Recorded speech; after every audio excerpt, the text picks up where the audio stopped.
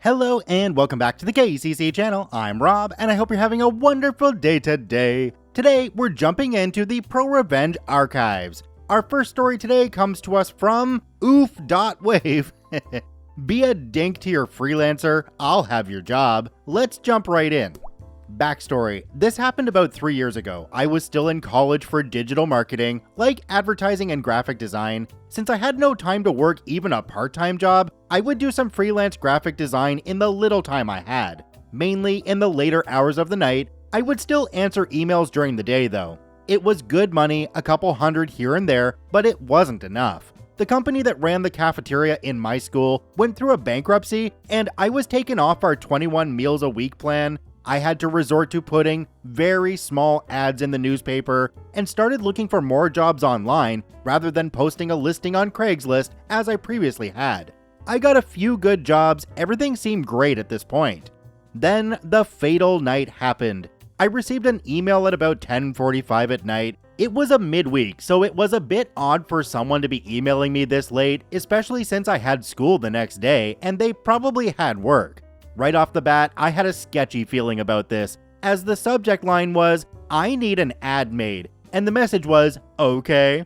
As per usual, I responded right away asking for more details. He said he had ran a customer shower company and he wants me to Photoshop a picture, add text, and then format it for billboard printing. He sends me the image and it's a custom shower with 2 shower heads that are on. He wants me to remove one of the heads. I tell him that it will be difficult due to the fact the streams are crossing. He replies with, "So, just effing do it." I finish the ad for him, and I'm about to watermark it so I can send him a final copy, then request payment. Then I realize that it's already effing watermarked, faintly in the corner by another shower company, and it doesn't match his. This douchebag mother effer stole a picture from another local company. I tell him that I won't do the ad because he's using a copyrighted picture, and that I can replace it and keep the text. He rages and claims that he took the photo with his phone earlier that week. At this point, I have better things to be doing, so I block his emails as they were getting to be a harassment. Fast forward 2 weeks, I get a call from an unknown number saying that I effed up and that he just paid another designer big bucks for the same job. These calls continue over the next week, and I just start ignoring them. Here's where something magical happens. He starts texting me, but it's with his actual effing number. I think he tried to *67 me, but it doesn't work through texting. This will come back to bite him in the butt when we get to the revenge part. Here's where the revenge comes in. After the semester ends, I decide to drive around 2 hours to visit my parents for the week I have between the semesters. While I'm driving on the freeway, I see something familiar. It's the photo the guy wanted me to make into an ad for him on a billboard. Then I realize that the ad on the billboard is for his effing company. Although he clearly didn't hire another designer. It looks as if he made it in MS Paint. I get off at the next exit so I can get a few pictures and write down the location. When I get back from my parents' house, I immediately start up my computer and try to get in contact with the company who owns the photo. I send them the pictures and location, along with his emails. They thank me, and I happily go to bed. Fast forward a month, I get a call on a Saturday morning saying that the company who owns the photo needed me to come into their offices to discuss a few things. Turns out that they ended up filing a lawsuit over the copyright issue, as he still claimed the photo to be his. The judge told me while I was in court as a witness that I would be able to file for harassment and get a restraining order. Normally I wouldn't care, but the harassment would go on his record. Because of all the legal fees, his company went under. I later found out that he tried to start up another company of similar sorts, but he would have to tell his employees of his harassment charge. That company went under as well because he couldn't find anyone to work for him. Get effed. Good on you, OP, for taking the high ground and not doing the job. Even when you're in a tough financial situation, having the morals to not do that is a wonderful thing. You probably have a pretty good relationship with that original company now though. Maybe they'll want to hire you for their next ad. Worth a shot anyway. Do me a quick favor, have a look down below the video. If that subscribe button's still red, it means you're not actually subscribed to the KCC channel. Please hit that subscribe button for more daily Reddit stories. Our next story today comes to us from Please Husk the Dog. Refuse to give me my money, I refuse to let you make any. Let's jump right in. I owned a sign company. I received a phone call from someone at a local mall. He was opening a restaurant in the food court. The catch was that he wanted to be open in 2 weeks for Black Friday, the busiest shopping day of the year. I met with him and mall management at the same time so that we could discuss ideas and get approval at the same time to speed up production. Got everything okayed from his big, overhead backlit menu sign, smaller signs on both walls, and signs for both registers.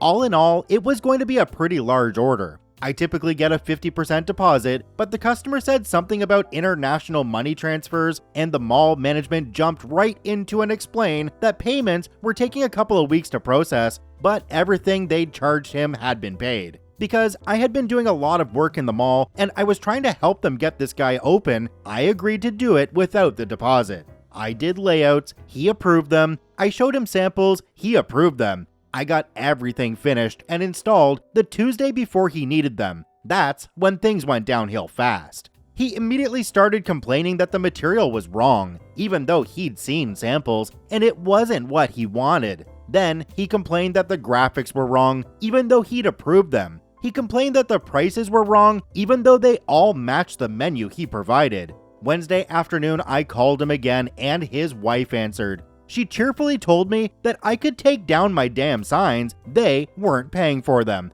They had ordered signs cheaper from somewhere else, but they couldn't get them ready in time, and as soon as the other signs were ready, mine were going in the trash. So, realizing that I'd screwed myself by doing the job without a deposit, I hung everything on her little side comment that I could take down my damn signs. Thursday, I had a delightful Thanksgiving lunch with my family. We watched football, we laughed, we enjoyed the day. I took my wife and kids home, loaded up a ladder, and joyfully went to the mall.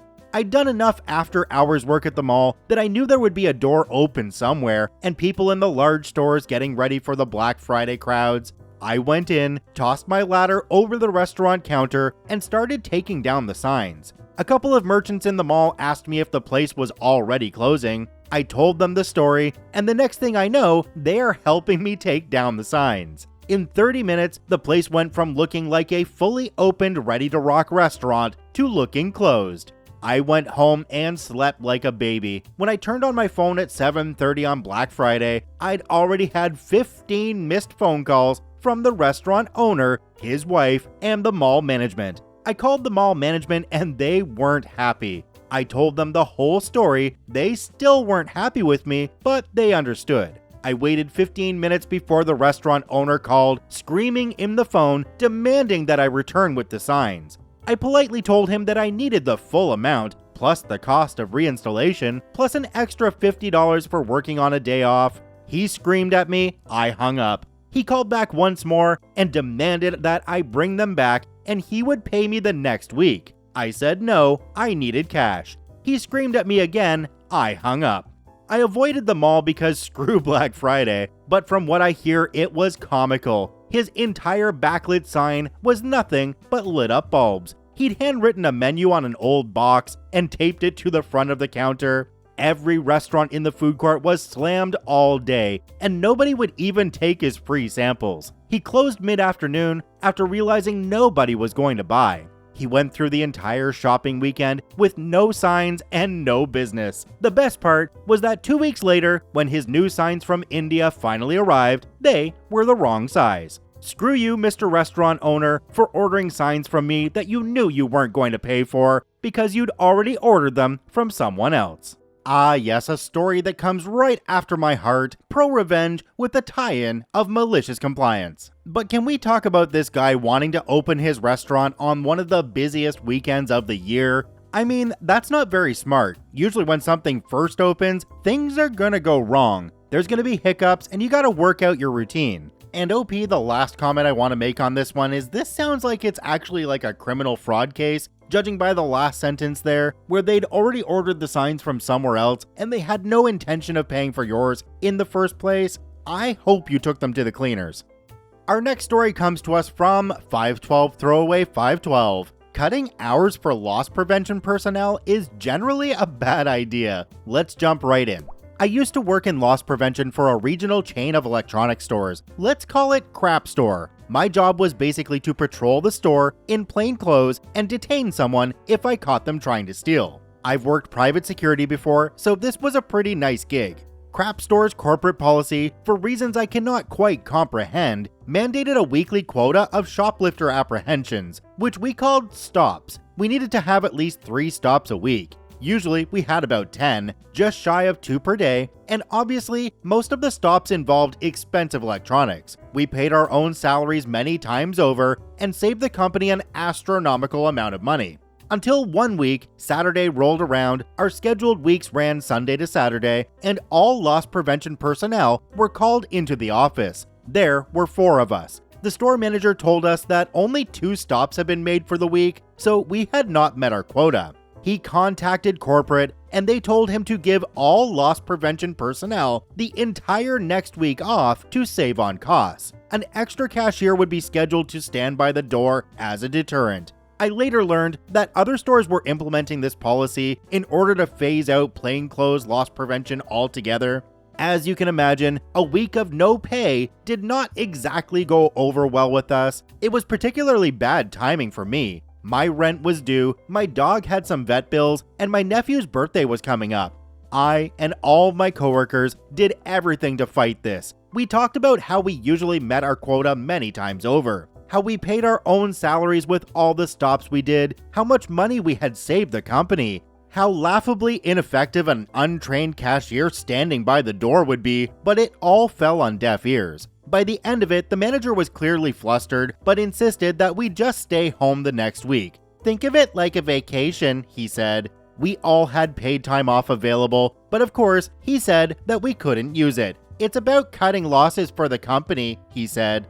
Cutting losses, oh dear, if only he knew the crap I was about to pull. We all went home feeling pissed and wronged. But before I even set foot in my door, I had the vague beginnings of a plan for vengeance. The revenge. Now I had a few friends, or I guess acquaintances, who were a bit shady. They were generally straight-laced, but they themselves had friends who were even shadier. Dealers, addicts, and even a few gang members if the rumors were true. They usually hung out in one of 3 parks in the city limits, so after blowing off some steam at home, I began to make my rounds.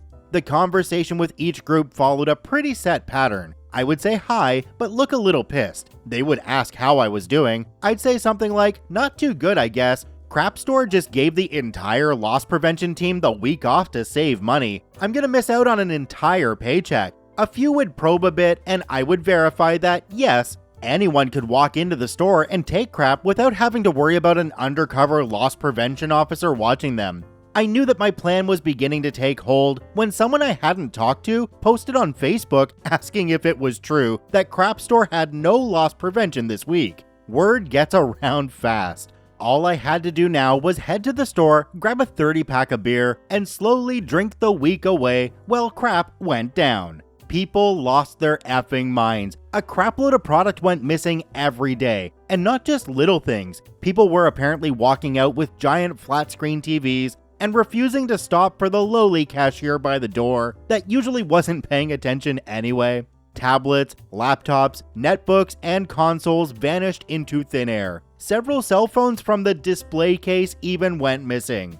I would not hear about this till later though. All I know is that on Wednesday, hardly halfway through my unpaid week off, I got a call from work. I let it go to voicemail and couldn't help but crack a smile when I listened to it. It was the store manager asking me to come in and work a full shift because of problems they'd been having. You could almost hear the desperation in his voice. I knew my little scheme had worked, but sadly, I chose not to respond or come in for work that day. Even if I wanted to, I was pretty deep into a 6-pack at the time. I got another call the following day, which this time I answered. Gee boss, I am so sorry, but I'm actually 8 hours away at the beach right now. I thought going out of town would be a good idea, since you said to treat this like a vacation. Actually, I was still in my PJs, drinking coffee, and watching Breaking Bad.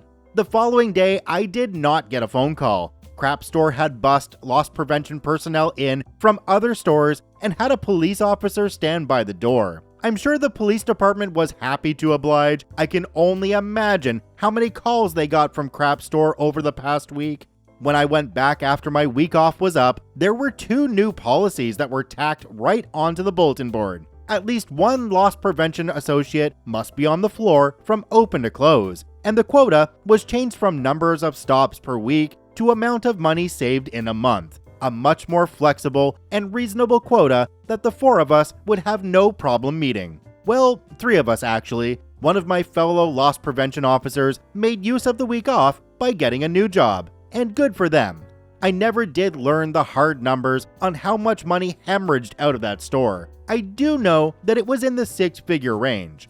I thought about getting a new job myself, but it didn't prove to be necessary. I guess a company that cuts all loss prevention officers for a week must have deeper financial problems because the whole chain folded 2 months later. I then got to spend my days drinking beer, watching Netflix, and getting paid unemployment for it. I ended up landing a new job with a private security firm that paid much better. I ran into my shadier acquaintances showing off their new iPads a few days after this mess. I think I know how they got them. Wait, is shoplifting really that prevalent that you actually have to meet a quota for catching them? So what happens when you hit that quota? Do you just start slacking off, hitting on the cashiers, doing whatever you want? Is that kind of how it goes? I don't see this being a really good thing for loss prevention. If you're telling them, oh, I only need you to get 2 people a week, well then, they're only going to get 2 people a week. Unless they're a really good employee. But they're not going to care. I got my quota, let's move on. You don't pay me enough to deal with this crap.